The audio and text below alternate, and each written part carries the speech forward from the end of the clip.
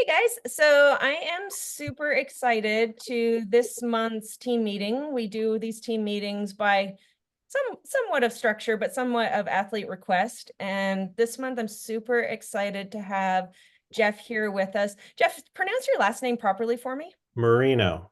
Marino. Okay. Or, I mean, you can call me whatever you want. That's what I usually tell people. I love it. So we met this summer at the CRP coaching program at the Olympic Training Center.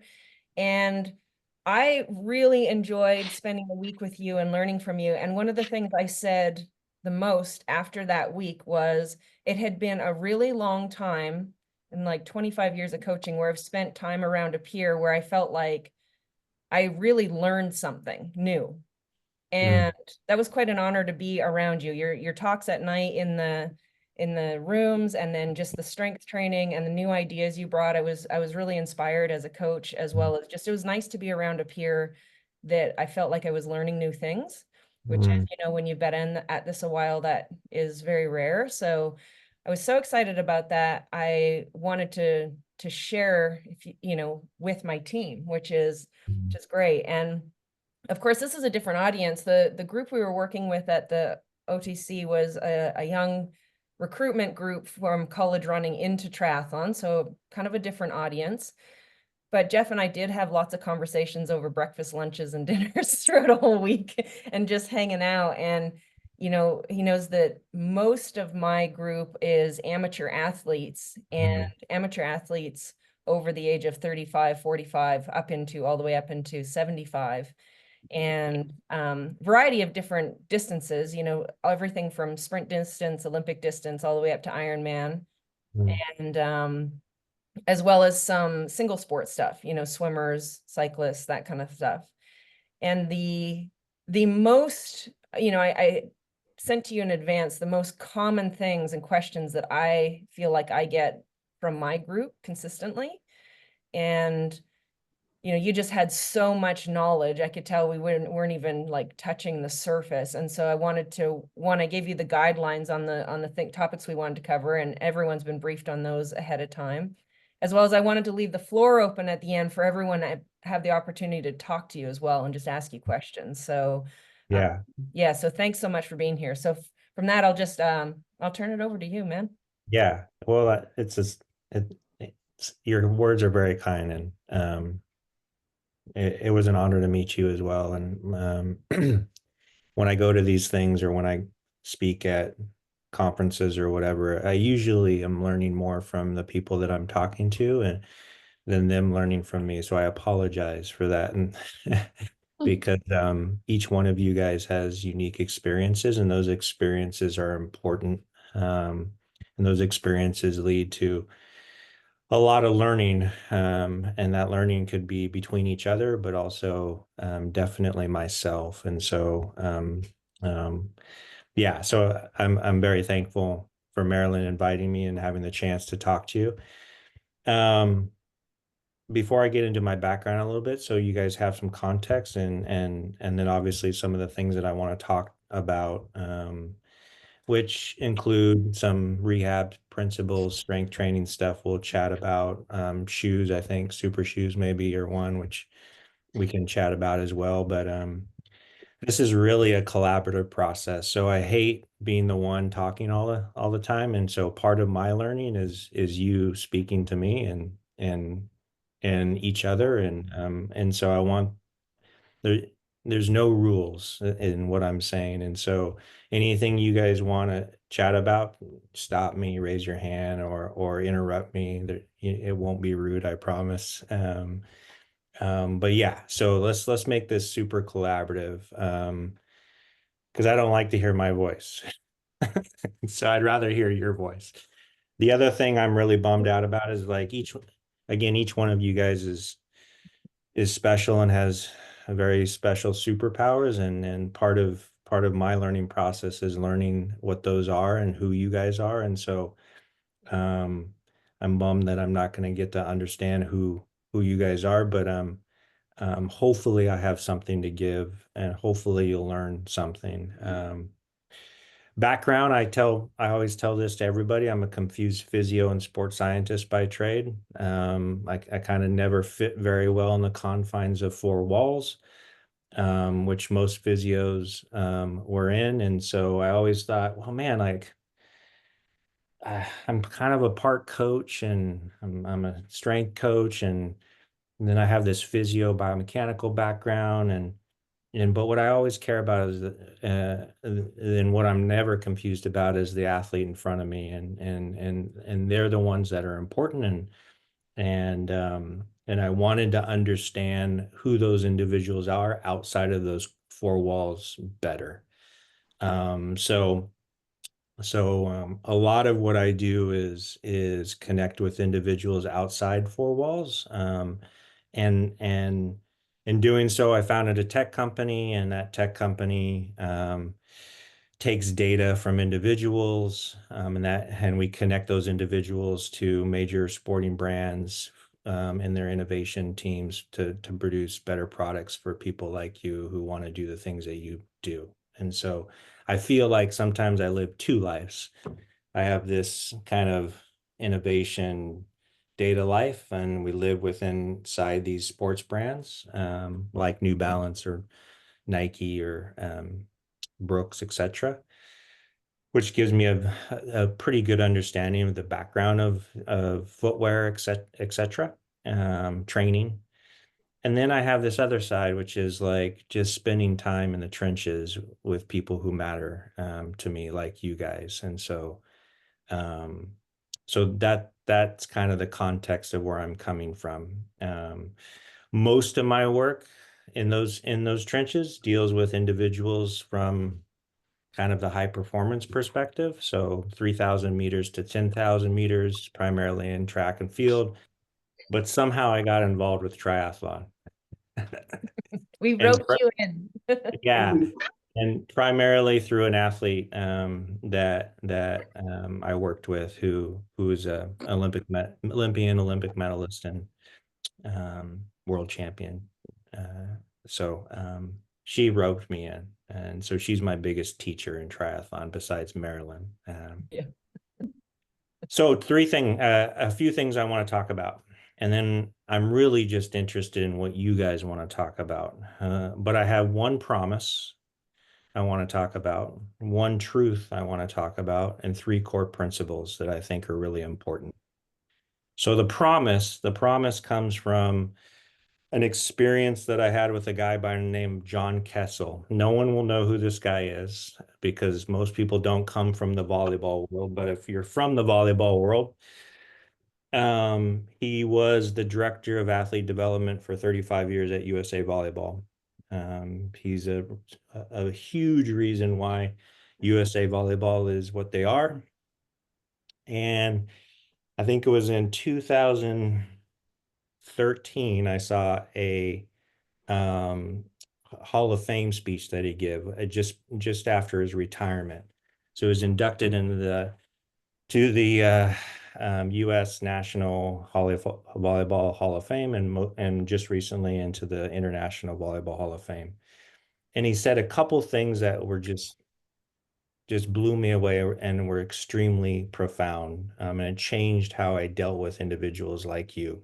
And the first thing he said was in his Hall of Fame speech, he said, I'm my record is 10,512 and 31. And when I heard that, I was like, bazoom. I was like, holy moly, this guy is an amazing coach. But what he said after that was even more profound. He said those 31 individuals were the individuals that I coached that did not continue playing volleyball. And the 10,500 or the ones who continued. And then he said something else after that that just blew me away. He said, my ultimate goal in 35 years of working with the national team was to never be a kid's last coach. And I was like, it does not get better than that, right? So my promise to my athletes, and I know, and I'm speaking for Marilyn, is that we never want to be anybody's last coach. And what does that mean? Meaning that it's much more than winning, losing, and etc. It's more about moving for life and doing triathlon for life. It's triathlon for me, it's running. It's about providing an opportunity that's fun and joyful for anybody. And this is not only for general population or recreational athletes, but it's for my Olympic athletes. This is what I care about. And so that's the one promise I have for my athletes, or I try to have, is never be their last coach, their last physio. The one truth that came out of that is also very simple.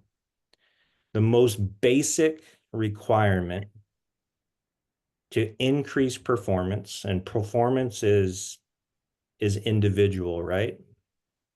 Is health. And so health equals performance over time.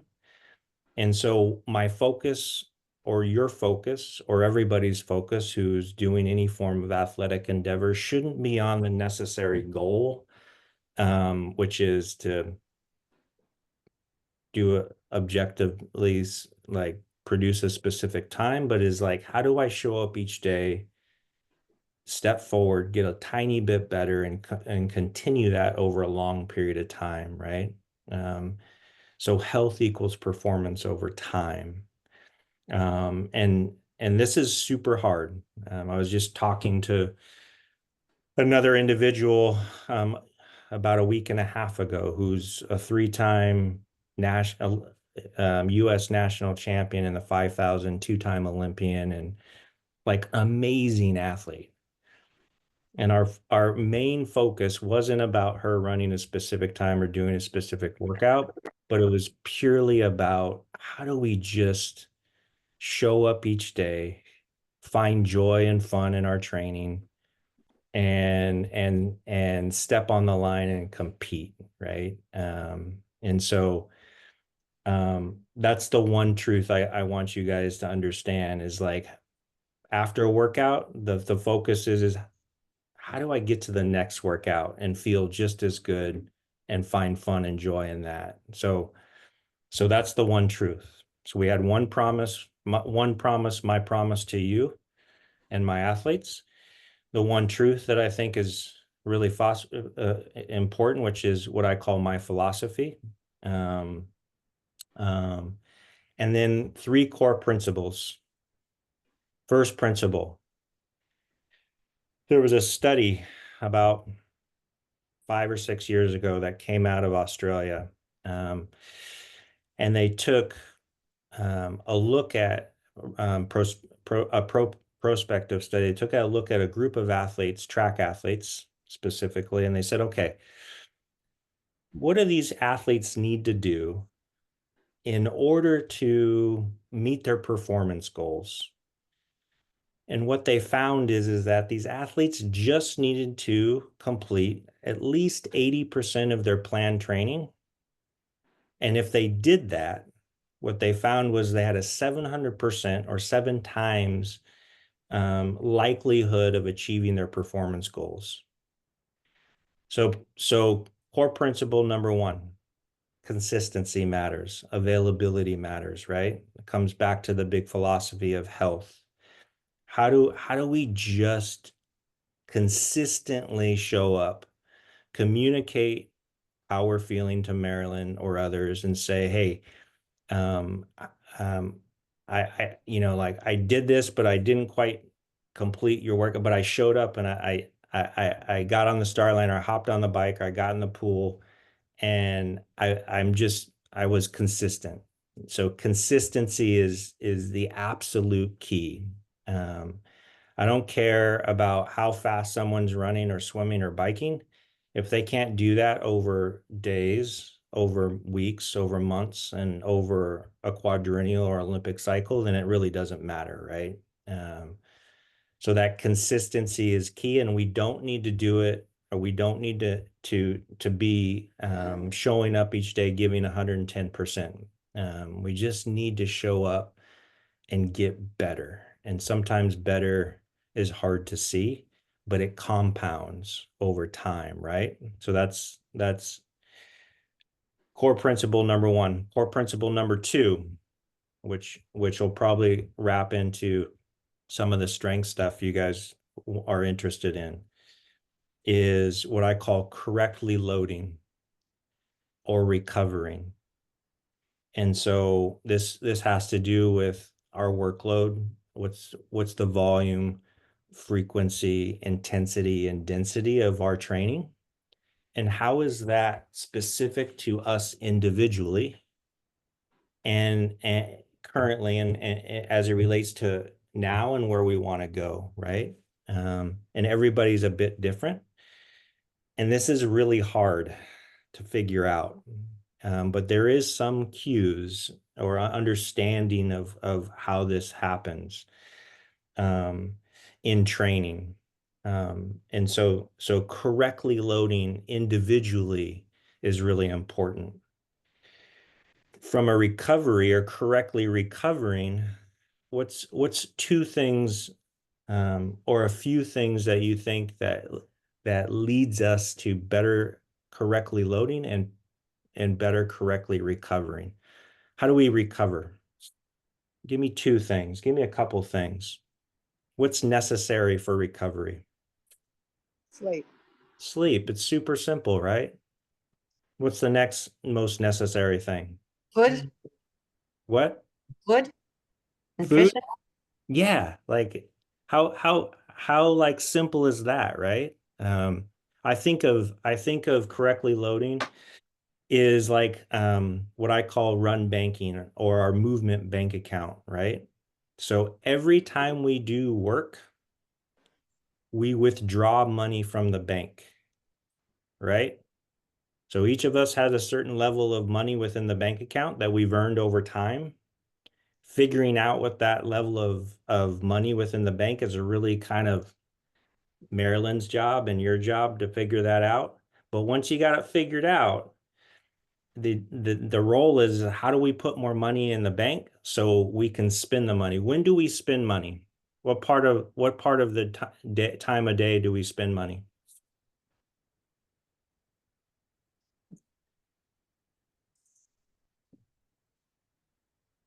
Every time you guys go for a run, swim, or bike, are you guys spending money? Yeah. That's how we spend money, right?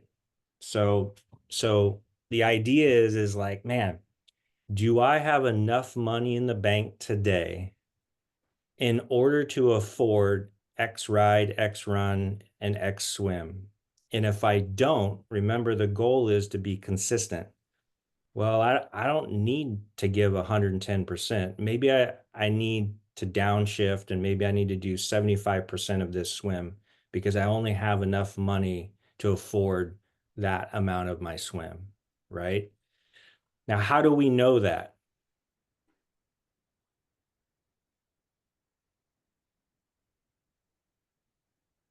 Anybody? You're able to complete it. Anybody else? How you feel? Oh my gosh. How do you feel, right? Like, what are some other things? What are some what I call other vital signs to check in on? Your heart rate. Heart rate's a perfect one. What if we're fatigued or we're doing more than we probably should? We're spending more money than we have. What's the heart rate gonna do during rest? Elevate It's gonna be elevated, probably, right? What's another sign? your mental focus, Yeah, your and like I get super grouchy and I'm not fun to be around, right? What's another sign?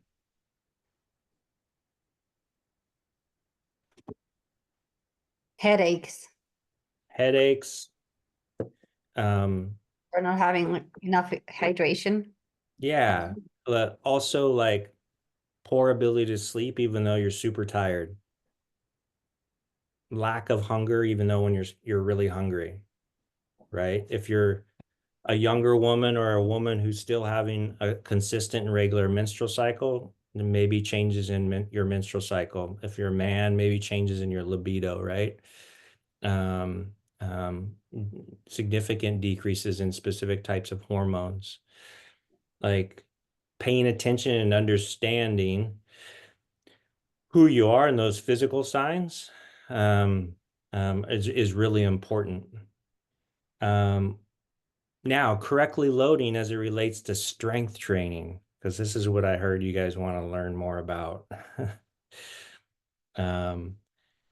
What do we know about strength training? Let's do this as a group. Okay, let me help you. How many days a week should we do it? Approximately. 2 to 3. Oh, let me broaden it. It'd be 1 to 3. Yeah. Okay, what else? I'm not allowed to answer these guys. I told you this would be collaborative. Like I hate doing all the talking. What's the duration? What the duration should be? I like 30 to 40 minutes, 45 minutes. Yeah, I mean, sometimes I'm even less, to be honest with Okay. you, right? Yeah. Because it really depends on what you're doing, what time of the year you're in. Are you racing a lot?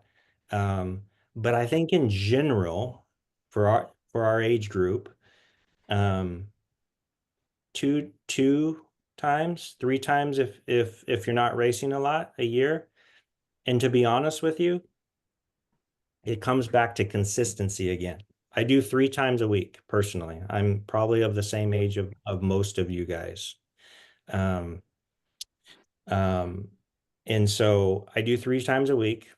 And someone who's connected with me on Strava sent me a direct message saying, "Is this for real?" Like, because on my Strava, I only did 4 minutes one day of my strength training.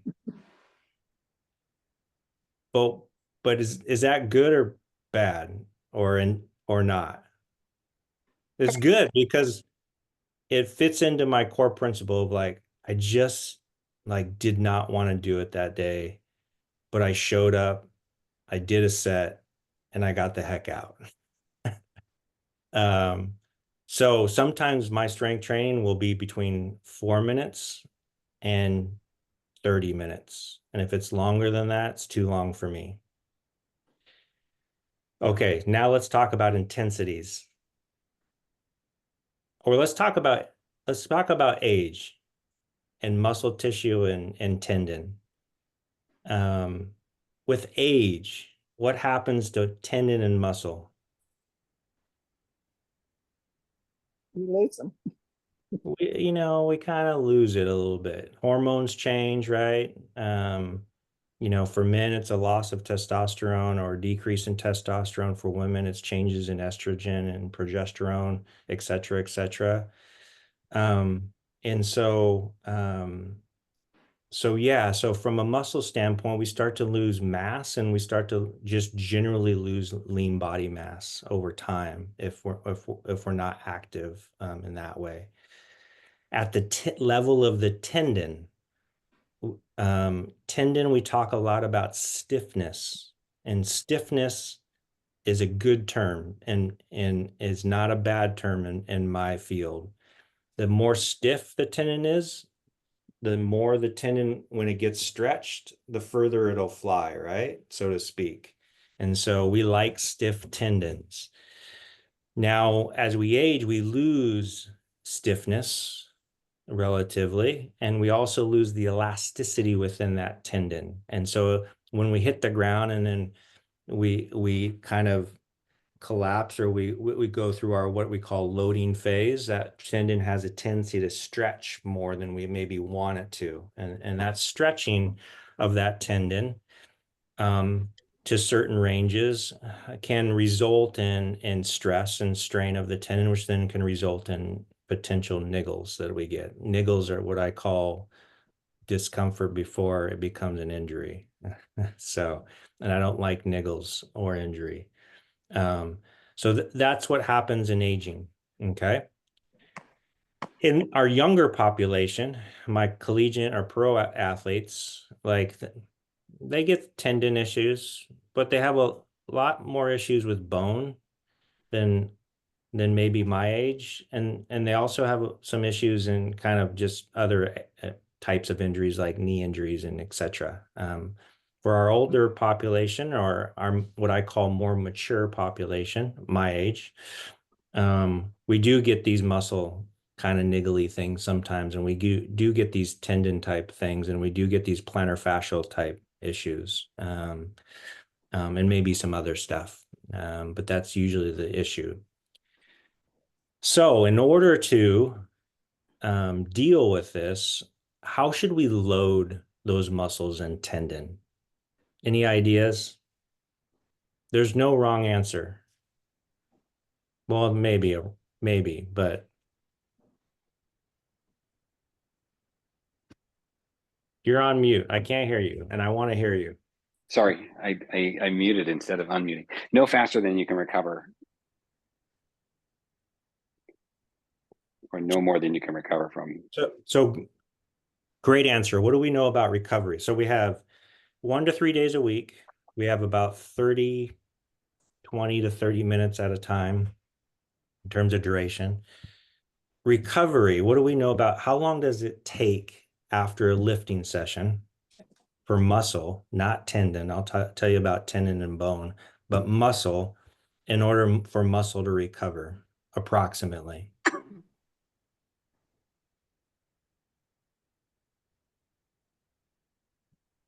Around 48 to 72 hours. So like, let's say every other day I'm doing a lift depending on my schedule.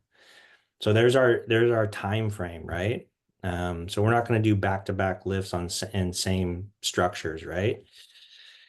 The interesting, and that's muscle.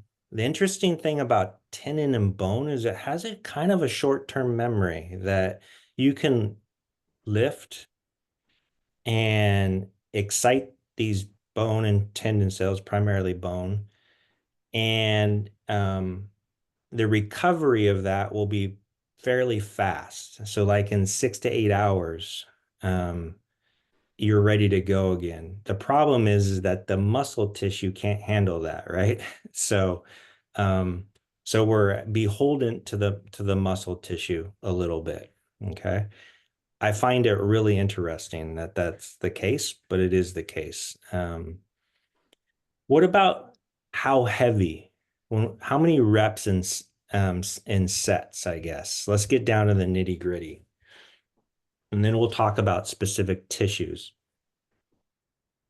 Is this too much? Am I getting too in the weeds? No. Okay. So one thing I'm always curious about is what the difference is in both the recovery and muscle building with regard to when you're doing lighter so talking about how much weight when you do Yes. light versus heavy, and we tend to do basically I just do whatever Marilyn puts on my schedule, but but just thinking about it is what is the differences that's going on physiologically when you're doing low weight lots of reps versus high weight more reps. Yeah. And I feel like the recovery is different for those two. Like it seems like the higher weights with the more reps, for me anyways, it seems like more recovery is needed than the lower weight with more reps. But yeah. And that there could be a learning component to that, to your body as well. But that's an awesome question. Yeah. So in our newly strength trained learners that haven't done much strength training, there's really a form and mechanics component, right? More important than the actual load itself, because those individuals, you put any load onto them, any stress on the body who hasn't had stress, they're going to adapt significantly no matter what, right? As we age, a load becomes a little bit more of an importance based on changes in hormones. So some of the loading specifically heavier loads help to stimulate certain cells within the body, male and female, that facilitate our growth hormone. And that helps to increase strength, not necessarily mass. So that's really important, right? And for many reasons. Um, um, so when we're younger, maybe some lower load stuff. So excuse me, lower weight, but higher repetition for learning perspectives. As we're older, if we haven't had much exposure to lifting, probably the same. But as we get more exposed, it's actually more important to do heavier load, lower repetition in a safe way. And I'll tell you the types of body parts that, in order to facilitate lean body mass, increases in general strength, that help with efficiency and also help to stimulate growth hormones, right? And that are positive to what you guys love to do, which is run, bike, and swim. And also from a general overall robustness and resiliency. So let me simplify that, because that's super confusing. A repetition that you can do 6 to 8 times, that you're like, man, on the 8th one, this is pretty hard. Pretty simple, right? You don't need to 1 RM max or understand all this confusing stuff that I don't even understand. You just like, hey, can I do this weight for this specific activity that's around 6 to 8 reps? And in the last rep, you're like, oof, man, I probably can do another one, or another 3, but it's pretty hard. That's how I want you to think about it. Really simple. And then sets wise, anywhere between 2 and 4. Boom, easy. Now, what type of muscle groups? What do we think? What's important for running, cycling, and man, I don't think about swimming very well. You might have to help me with that one, Marilyn. But what's important with running? What's the number one running muscle? And that's a caveat, because there's no one muscle that's important, but there's one that actually does most of the work from a propulsive standpoint. What's the number one muscle in running that's important for us? Hamstring. Guess Quad? another one. Guess another one. Glutes. Guess another one. Glutes. Quads. Another one. Glutes. Glutes. Another one. Different one. Calves. The Core. number one Your muscle core. that produces most of the propulsion for us in running is our calf, and specifically our soleus. And it's the most economical muscle based on size. Wow. So I bet no one thought the calf was the most important muscle, right? I always tell people the butt gets a lot of press, but it's not the butt.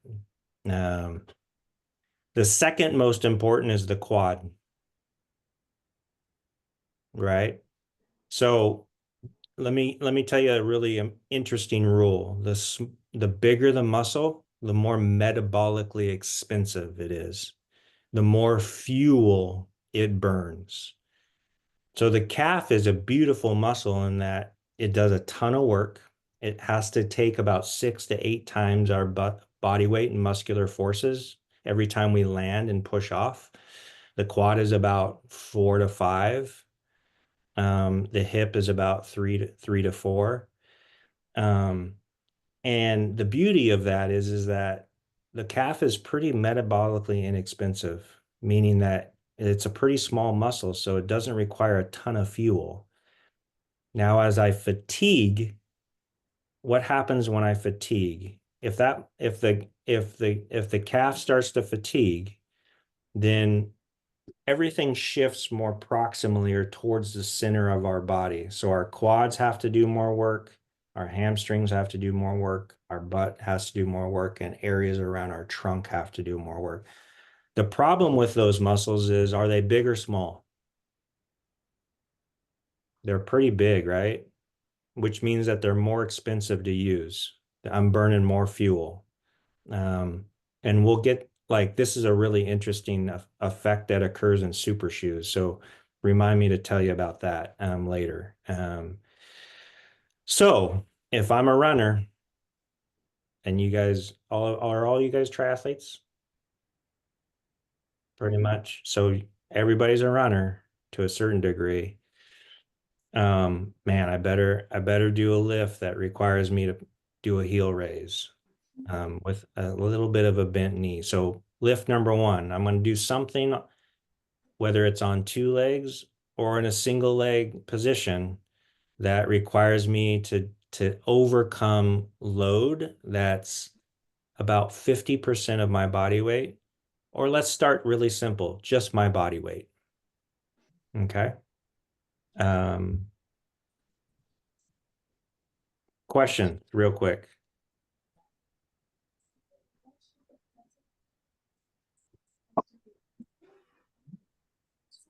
And so tendon, Achilles tendon, plantar fascial issues, bone stress injuries in the lower leg.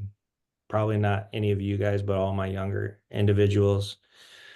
If you guys have had any of those, it isn't because your butt's not working or your quad or your hamstring. It's probably because your lower leg needs a little bit more help, and the stiffness within the tendon needs to be a little higher.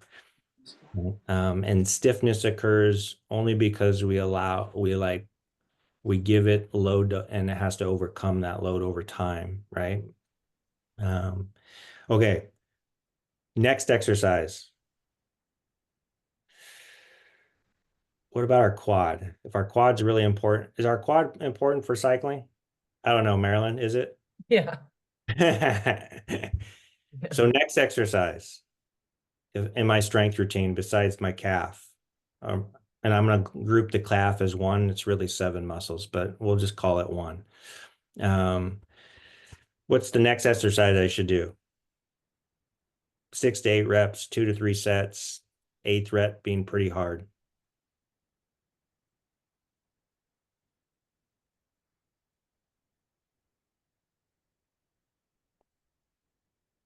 Say it. I can't hear you.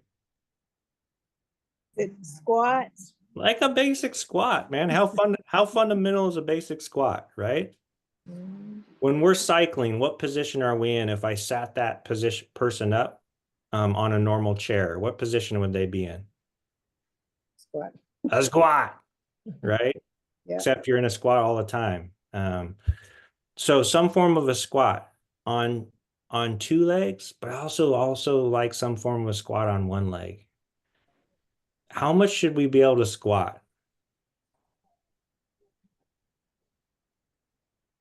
That I don't know. Let's say like somewhere between 50% to 100% of our body weight. And I don't like the idea that just because we're a certain age, we can't squat our body weight. We just need, we can't squat our body weight because we just never did it, right? So like finding a repetition that you can do and then slowly adding load over time with Marilyn's help is a good goal to shoot for, at least our body weight. Okay. Obviously, if I'm going to be running or cycling. Single leg, something on single leg. Okay, now what's the third thing? I guess we need to kind of do something around the hip. Hinging our hip is really important. What would be another exercise? Yeah. Can I back up and ask a question? You said tendons and bones recover pretty quick, Yeah. 6 to 8 hours. If Primarily you bone.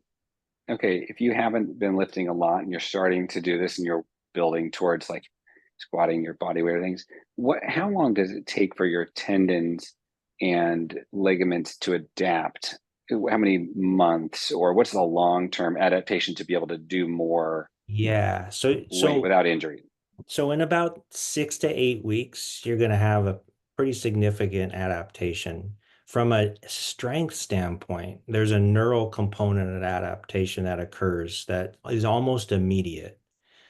Our body's like, we put a weight on our body and the body's like, huh, this is interesting. I haven't done this before, but like I know I probably can and I do.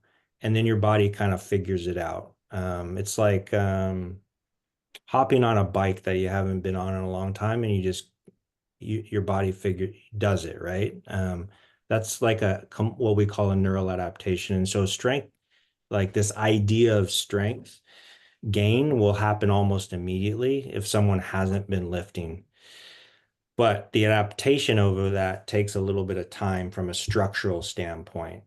So in around anywhere between 4 and 8 weeks, you're gonna see differences that are appropriate. So I always tell people to start super light, and light being their body weight. And then you're just gradually adding as you get more comfortable. And it's the same thing with training, right?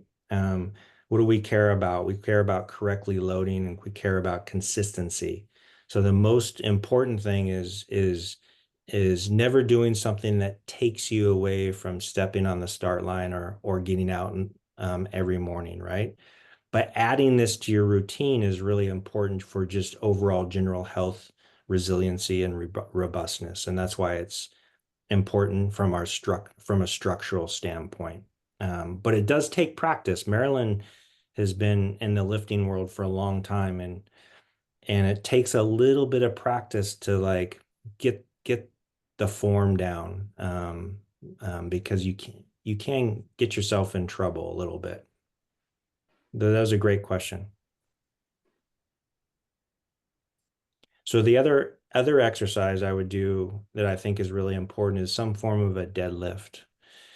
And the difference between a deadlift and a squat is really simple. In the squat, our ankles and our knees and our hips are all moving kind of together as a team. In the deadlift, it's really about kind of hinging our hip.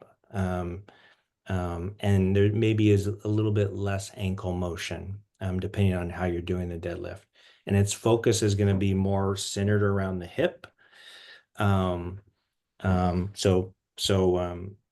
think that's why to me, that's really important. So if I took the deadlift, we figured that out, whether that's in a single leg RDL, or in a squat, and it's something around our calf. Those are 3 major body groups that like I would want to incorporate some sort of resistance training to. The resistance training is slow and heavy, or heavy to what you guys feel comfortable initiating. And if it takes you more than 30 minutes, it's too long. Okay. We didn't talk about rest in between. Do we want to talk about rest in between? Okay. So I hate resting. One, because I'm just impatient. So I flow through different body parts. So if I'm doing a squat, maybe I'll do something in the upper body in between. So I'm maximizing my efficiency and based on time. So I'm just not sitting around waiting. But from a rest standpoint, Marilyn, do you have a good rest in between sets if I were doing specifically legs only? Yeah, I say 1 to 2 minutes. Yeah. Yeah, I mean, I think if you're lifting heavy for you, if you're working in that 3 to 6 rep range, and it's going to be 3 to 4 sets, and the weight is heavy for you by the last 2 reps, especially that last set, then a 1 to 2 minute rest is good for endurance athletes. And strength athletes will rest as long as 5 minutes, Yeah. 5 to 8 minutes. So, but they're lifting very heavy, and that's a different thing. But that just is, I say that to give you the comparison that 1 to 2 minutes is really not that long when you're lifting heavy in those last 2 sets and reps. That's my rule of thumb. So let's review.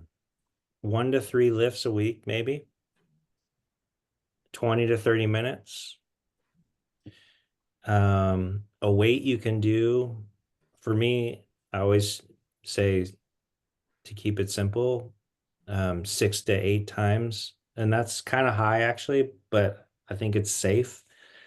And heavy to you. Whatever that is. It could be just body weight.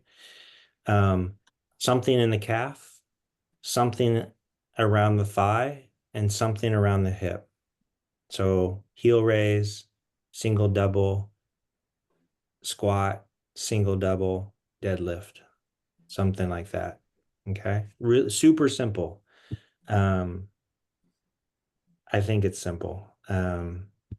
There is some more complexity that goes around that, but I think we're really good at sometimes making it too complex than it needs to be.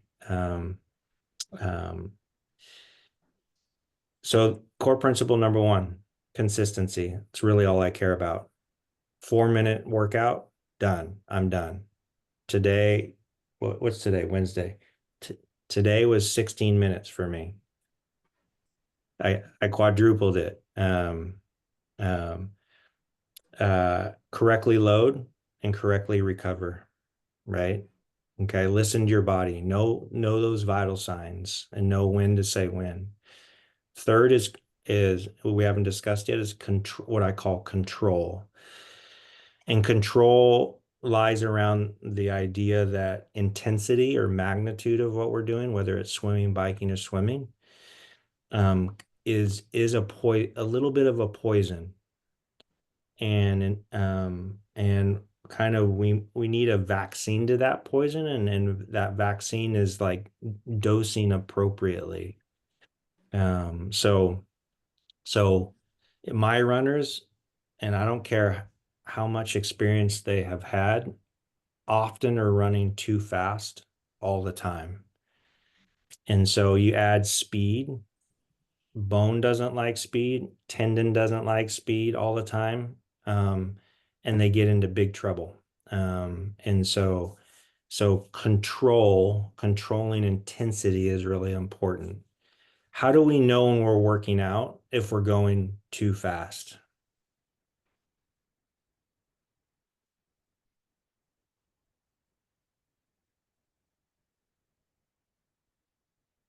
Anybody?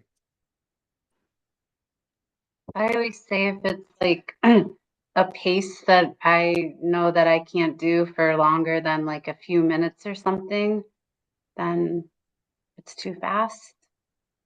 What else?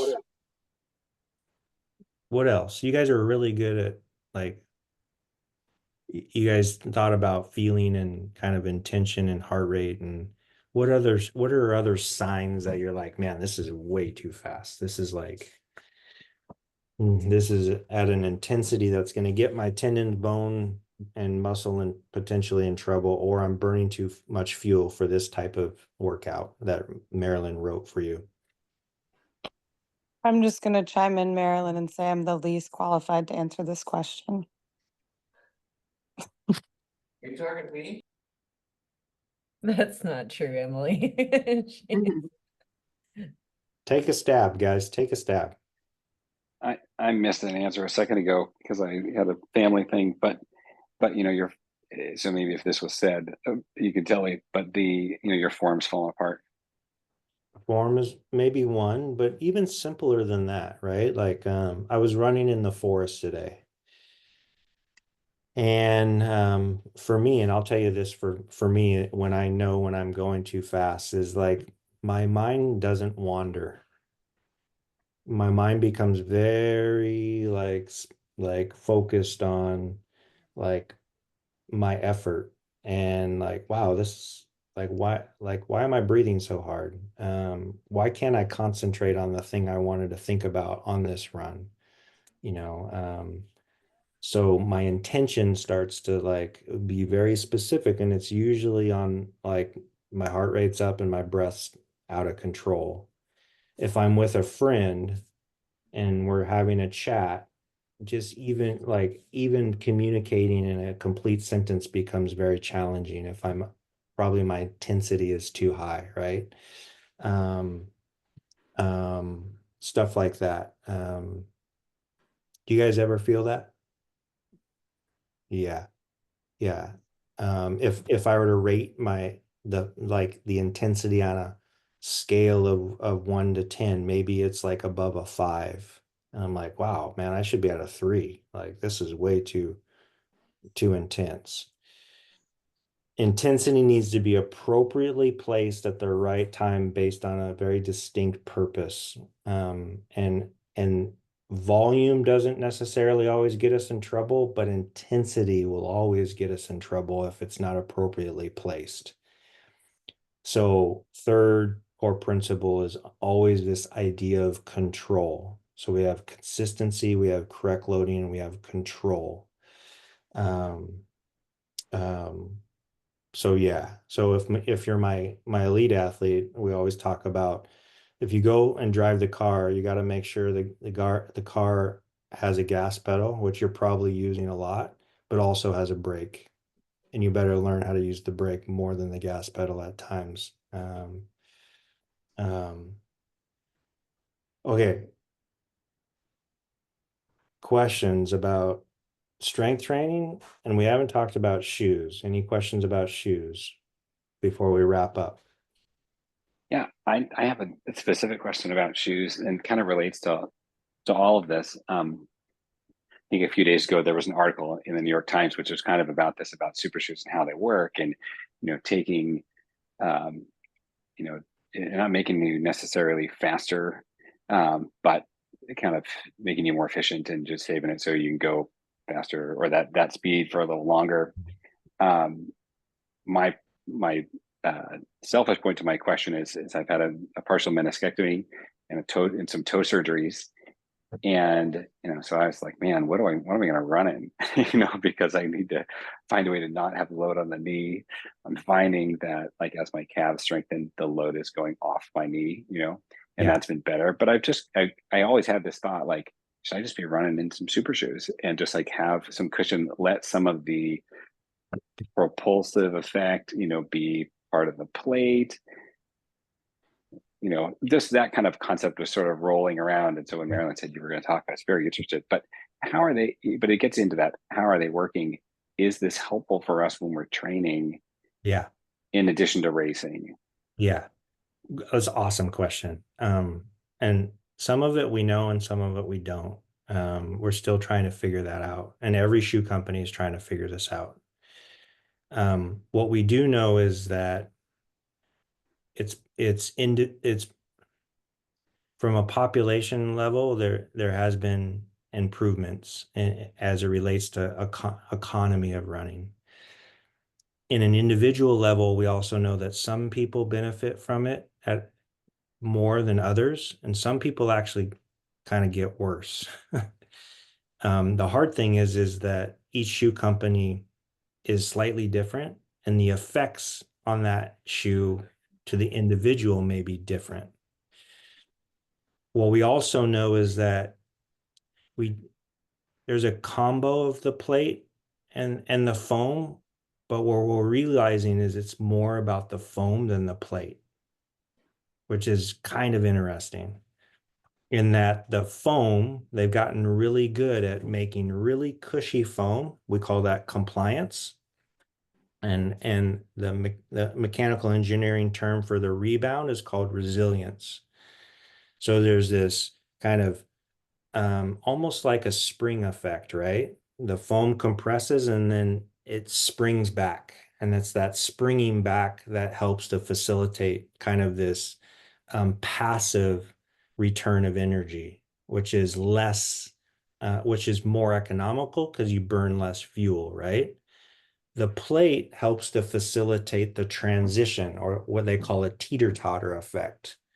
It's probably way more than you need to know.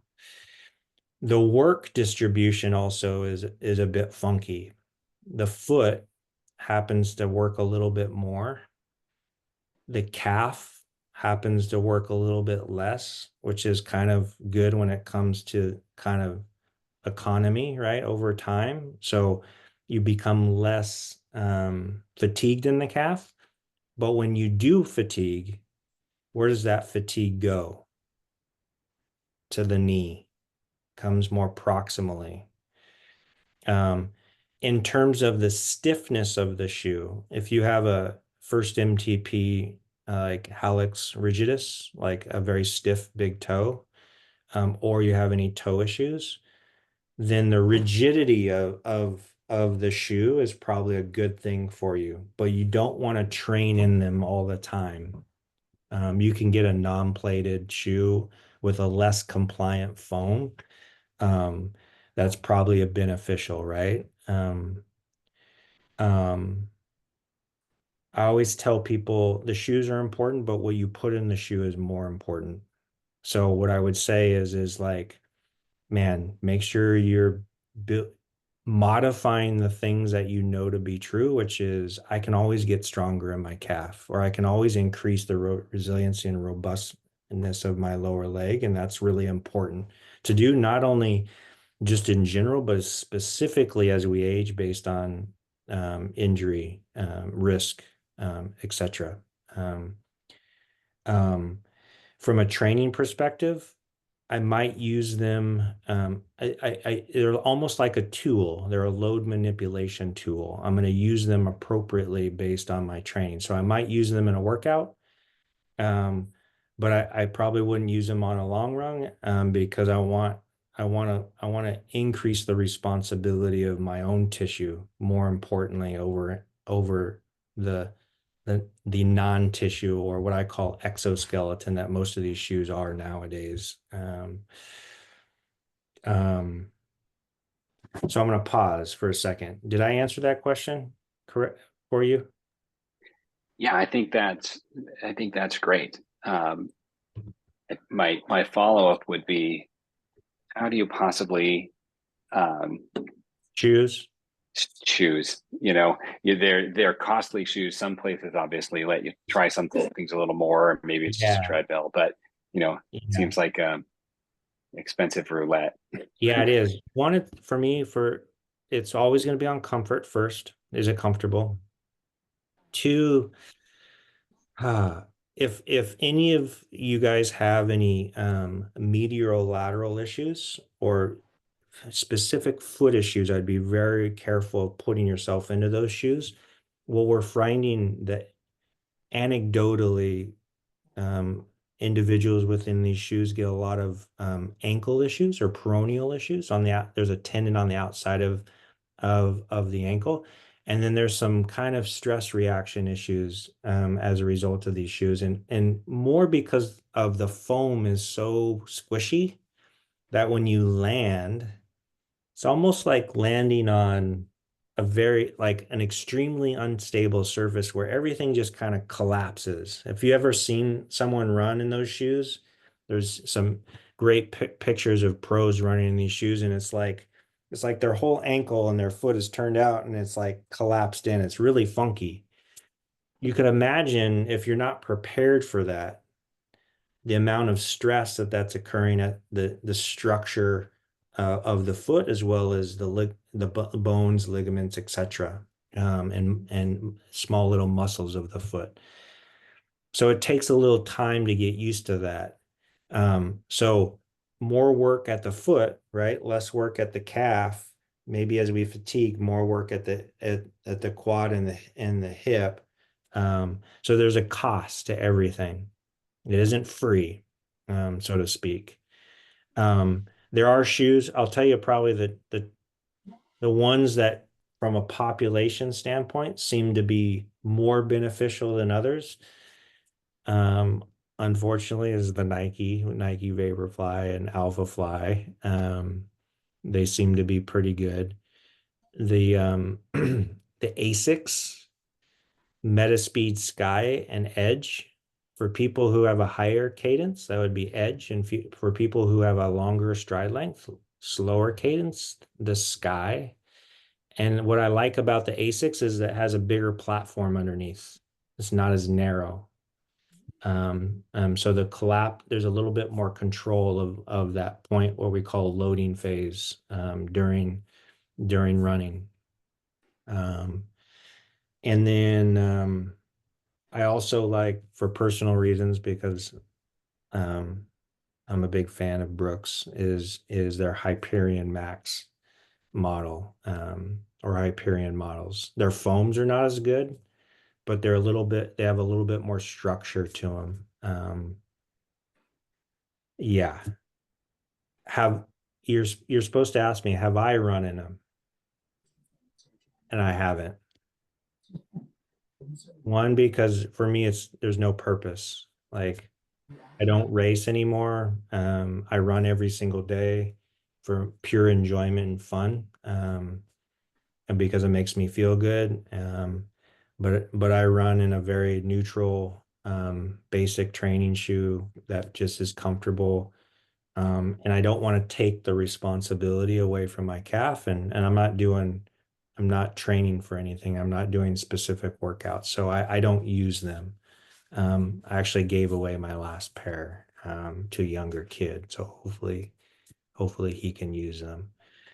So that's my personal preference. To wrap up, because this is getting long and you guys need to eat dinner. The thing that matters to me most, and I don't care who the person is, they can be an Olympic medalist for all I care, or my next door neighbor. Like, what matters to me most is probably the first thing. It's never being a person's last coach, which means that I just want everybody to move for life, right? There's something wonderful about movement, from body to brain to everything. And so, you know, take those core principles, take that truth, health equals performance, and the goal is to just always be active, and that may change over time. It has changed personally for me. But I know that I always have movement. I always can go for a walk. I can go for my run. I can go for a hike. I can climb a mountain, and that's super meaningful for me. So,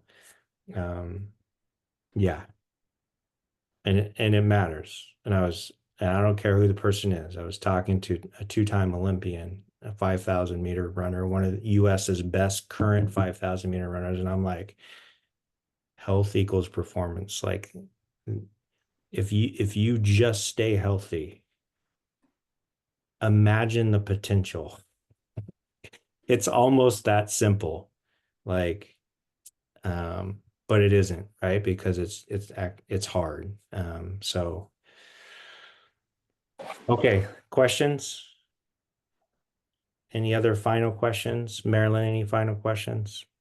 No, I don't. My final question to you would be, where could people reach you if they wanted to follow you or find you or anything like that, that is, you know, how would you like people to be able to connect with you? Shoot, that's a good question. Well, I'll give you my email. I'm not a big social media guy. I kind of like to be in the back of the classroom hiding out.